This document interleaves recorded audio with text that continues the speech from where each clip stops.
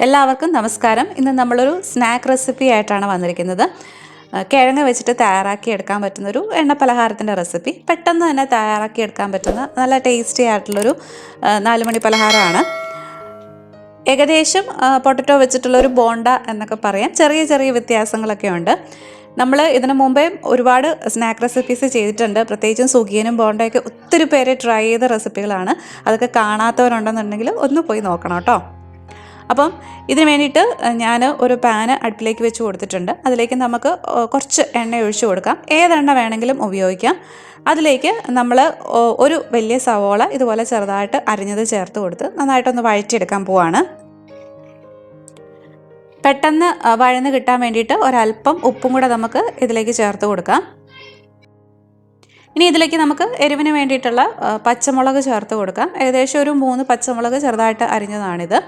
പിന്നെ ഒരു ചെറിയ കഷ്ണം ഇഞ്ചിയും ഇതുപോലെ തന്നെ ചെറുതായിട്ട് അരിഞ്ഞത് ചേർത്ത് കൊടുക്കാം. ഏകദേശം ഒരു ടീസ്പൂൺ 1.5 ടീസ്പൂൺ ഇഞ്ചിയൊക്കെ ആയിരിക്കും ഇത്. ഇനി ഇത് നന്നായിട്ട് വഴറ്റിയെടുക്കുക. ഈ സവോളയൊക്കെ ഒന്ന് ചെറുതായിട്ടൊരു ബ്രൗൺ കളർ ആവുന്നിടം വരെ ഒന്ന് വഴറ്റിയെടുക്കുക.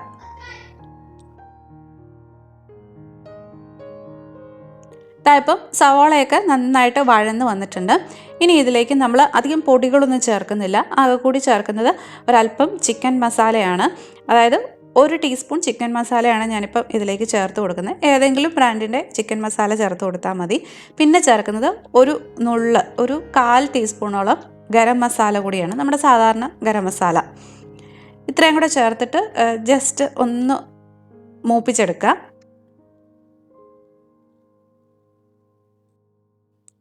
ഇനി ഇതിലേക്ക് നമ്മൾ 2 മീഡിയം സൈസിലുള്ള കിഴങ്ങ് പുഴുങ്ങിയത് ചേർക്കുകയാണ്. പുഴുങ്ങിയിട്ട് ചെറുതായിട്ടൊന്ന് ഉടച്ചെടുത്തതാണ്. അപ്പോൾ അതും കൂടെ ചേർത്തിട്ട് നന്നായിട്ടൊന്ന് മിക്സ് ചെയ്ത് കൊടുക്കുക.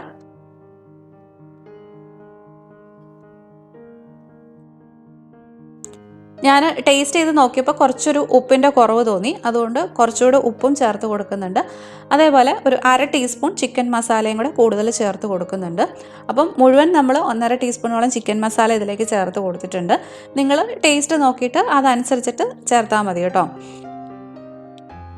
ഇനി ഇതിലേക്ക് നമ്മൾ കുറച്ച് മല്ലിയില ചെറുതായിട്ട് അരിഞ്ഞതും കൂടെ ചേർത്ത് നന്നായിട്ട് ഒന്നുകൂടെ ഒന്ന് മിക്സ് ചെയ്തതിന് ശേഷം തീ ഓഫ് ചെയ്യാം. അപ്പോൾ ഇത്രയേ ഉള്ളൂ നമ്മുടെ ഫില്ലിങ്. വളരെ എളുപ്പത്തിൽ തയ്യാറാക്കാവുന്ന ഒന്നാണ്. ആ പൊട്ടറ്റോ വേഗുന്ന ഒരു സമയമേ വരുന്നുള്ളൂ. പിന്നെ ഈ ഫില്ലിങ് നമുക്ക് വേണമെങ്കിൽ നേരത്തെ റെഡിയാക്കി ഫ്രിഡ്ജിൽ സൂക്ഷിച്ച് വെക്കാവുന്നതുമാണ് കേട്ടോ. ഇനി ഇത് നമുക്ക് കുറച്ചൊന്ന് തണുക്കാൻ വേണ്ടിയിട്ട് വിടാം. കയ്യിൽ ഉരുട്ടിയെടുക്കാൻ പാകത്തിന് അത് തണുക്കട്ടെ. ആ ഒരു സമയം കൊണ്ട് നമുക്ക് ഇത് മുക്കി പൊരിക്കാനുള്ള മാവും റെഡിയാക്കി എടുക്കണം. പിന്നെ ഞാൻ അടുപ്പിൽ എണ്ണ ചൂടാകാനും വെച്ചിട്ടുണ്ട്. മാവ് തയ്യാറാക്കാനായിട്ടും വളരെ എളുപ്പമാണ്. 1 കപ്പ് കടലമാവാണ് ഞാനിവിടെ എടുത്തിരിക്കുന്നത്. 1 കപ്പ് കടലമാവിലേക്ക് ഒരു നുള്ളു ഉപ്പും 1/2 ടീസ്പൂൺ മുളക് പൊടിയും കൂടെ ചേർത്ത് കൊടുക്കുന്നുണ്ട്. ചെറിയൊരു നിറത്തിനും ചെറിയൊരു എരിവിനും വേണ്ടിയിട്ടാണ് നമ്മൾ ഈ മുളക് പൊടി ചേർത്ത് കൊടുക്കുന്നത്. നിർബന്ധമൊന്നുമില്ല. പിന്നെ ഇതിലേക്ക് ആവശ്യത്തിനുള്ള വെള്ളം ഒഴിച്ച് ഒട്ടും തന്നെ കട്ടയില്ലാതെ നല്ല തിക്കായിട്ടുള്ളൊരു ബാറ്ററാക്കി എടുക്കുകയാണ് ചെയ്യേണ്ടത്. പിന്നെ ഞാനിപ്പോൾ ഈ തയ്യാറാക്കിയ നമ്മുടെ പൊട്ടറ്റോയുടെ ഫില്ലിംഗ് ഉണ്ടോ, അതിൽ നിന്ന് പകുതി മാത്രമേ ഇപ്പം ഉണ്ടാക്കുന്നുള്ളൂ. അതുകൊണ്ട് തന്നെ അതിനുള്ള മാവേ ഉള്ളൂ ഇത് കേട്ടോ. അപ്പം നമ്മൾ ഈ തയ്യാറാക്കിയ ഫില്ലിങ്ങിന് മുഴുവൻ വേണമെങ്കിൽ 2 കപ്പ് കടലമാവ് എടുക്കണം. ഇതുപോലെ കുറച്ചായിട്ട് വെള്ളം ചേർത്ത് മിക്സ് ചെയ്തെടുത്താൽ മതി. ആദ്യം ഒരുപാട് വെള്ളം ഒഴിച്ചു കഴിഞ്ഞാൽ ചിലപ്പം കൂടുതൽ നീണ്ടു പോകാനായിട്ട് ചാൻസ് ഉണ്ട്. നമ്മുടെ മാവ് ഇവിടെ റെഡി ആയിട്ടുണ്ട്. ഇതാണ് നമ്മുടെ മാവിൻ്റെ ഒരു കൺസിസ്റ്റൻസി. ഇനി നമ്മൾ നേരത്തെ തയ്യാറാക്കി വെച്ചിരിക്കുന്ന ആ പൊട്ടറ്റോയുടെ ഫില്ലിങ് ഇതുപോലെ ചെറിയ ഉരുളകളാക്കി എടുക്കുക. കൈ കൊണ്ട് ഇതുപോലെ ഉരുട്ടിയെടുത്താൽ മതി.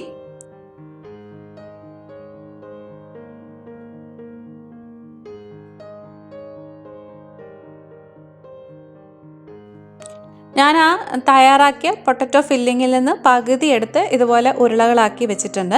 ഇനി നമ്മൾ ഈ മാവിൽ മുക്കി എണ്ണയിൽ വറുത്ത് കോരുവാണ് ചെയ്യുന്നത്.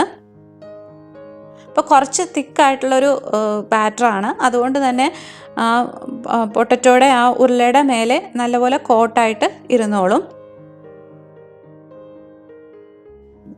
നമ്മുടെ എണ്ണ ഇപ്പം നന്നായിട്ട് ചൂടായിട്ട് വന്നിട്ടുണ്ട്. അപ്പം ഈ മാവിൽ മുക്കിയ ഉരുള ഇതിലേക്ക് ഇട്ട് കൊടുക്കുവാണ്. തീ ഒരു മീഡിയം ഫ്ലെയിമിൽ ഇട്ടിട്ട് വേണം നമ്മളിത് വറുത്തെടുക്കാൻ വേണ്ടിയിട്ട്. നമ്മുടെ ഉള്ളിലെ ഫില്ലിംഗ് എല്ലാം ഓൾറെഡി നന്നായിട്ട് കുക്കായതാണ്. അപ്പോൾ ആ പുറമേ ഉള്ള കോട്ടിങ് മാത്രം ഒന്ന് ആയി കിട്ടിയാൽ മതി. അപ്പോൾ ഒരു ലൈറ്റ് ബ്രൗൺ കളർ ആവുന്നിടം വരെ മീഡിയം ഫ്ലെയിമിൽ ഇട്ടിട്ട് ഒന്ന് വറുത്തെടുക്കുക.